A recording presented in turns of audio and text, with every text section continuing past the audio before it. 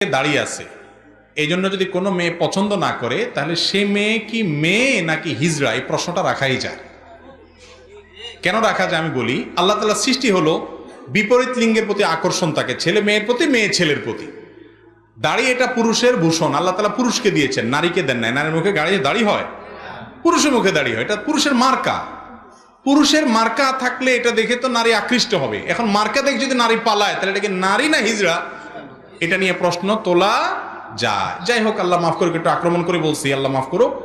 মূলত আমাদের যে সমস্ত বোনেরা বা যে সমস্ত অভিভাবকরা দাড়ির কারণে কোনো ছেলেকে প্রত্যাখ্যান করেন, নবীজির সুন্নাতের কারণে, ওয়াজিবের কারণে, শরীয়তের কারণে, ইসলামের কারণে যদি কাউকে অপছন্দ করেন, তাহলে এটা ইমান বিরোধী একটি চেতনা। এটার কারণে ইমান চলেও যেতে পারে কোনো কোনো ক্ষেত্রে। এত ডেঞ্জারাস একটা বিষয়। কথা কি বুঝাতে পারছি? মনে রাখবেন, ছেলে ভালো মানুষ কিনা